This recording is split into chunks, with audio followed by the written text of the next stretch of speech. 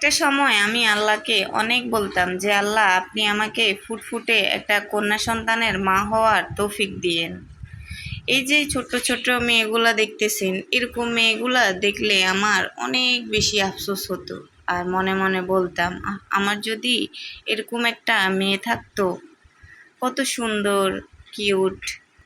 কিন্তু আল্লাহ আমাকে খুশি হয়ে দুটা পুত্র সন্তানের মা বানিয়েছে।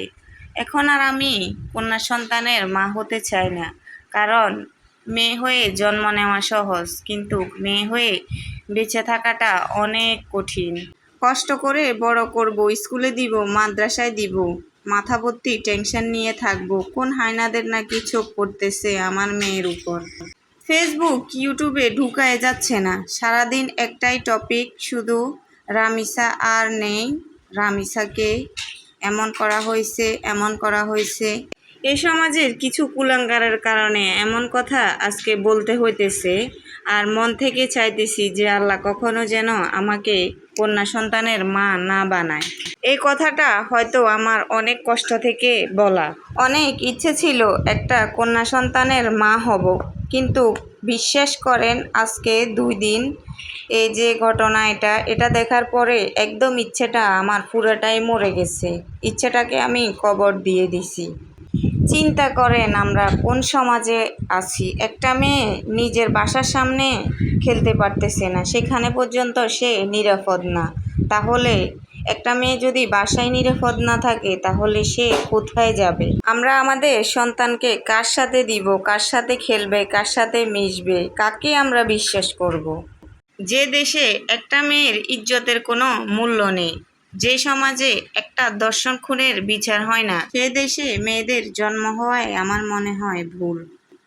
কন্যা সন্তান হচ্ছে আল্লাহর দেওয়া শ্রেষ্ঠ নেয়ামত। আল্লাহ নাকি যার উপর খুশি হয় তাকে নাকি প্রথম কন্যা সন্তান দান করেন। তার জন্য আমিও চেয়েছি যেন আমার প্রথম কন্যা সন্তান হয়, কিন্তু এসব নিউজ দেখতে দেখতে এখন ইচ্ছে একদম কবর দিয়ে ফেলেছি। এই সমাজের মানুষ একটা মেয়েকে কখনোই ভালো চোখে দেখে না। খাবার দেখলে যেমন কুকুর দৌড়ায়, ঠিক তেমনি একটা সুন্দরী মেয়ে রাস্তা দিয়ে হাঁটলে আশেপাশে থাকা হায়নারা দৌড়ায়। একটা মেয়ে হয়ে যে কত কিছু স্যাক্রিফাইস করতে হয় সেটা আমি জানি। ওই কাজটা করিনি, তারপরও কিছু মানুষ বলেছে করেছি। অমুকের সাথে কথা বলিনি, তারপরেও শুনতে হয়েছে হ্যাঁ আমি বলেছি। কত কিছু যে একটা মেয়ে হলে যে সহ্য করতে হয়, ধৈর্য ধরতে হয়। মেয়েদের অর্ধেক জীবন শেষ হয়ে যায় মেনে নিতে নিতে আর মানিয়ে নিতে নিতে। আমি প্রত্যেক মা বাবাদেরকে বলি যে সন্তান আমাদের অমূল্য সম্পদ। আমাদের সন্তান কার সাথে মিশছে, কার সাথে খেলতেছে একটু খেয়াল রাখবেন।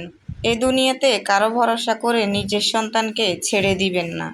অমূল্য সম্পদ কিন্তু একবার হারালে আর ফিরে পাওয়া যায় না।